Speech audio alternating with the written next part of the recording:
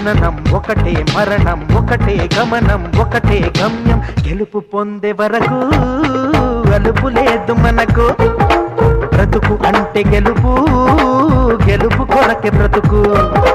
కష్టాలు రాని, కన్నీళ్లు రాని, ఏమైనా కానీ ఎదురేది రాని. ఓడిపోవద్దు, రాజీ పడొద్దు, నిద్రే నీకొద్దు, నింగి నీ హద్దు.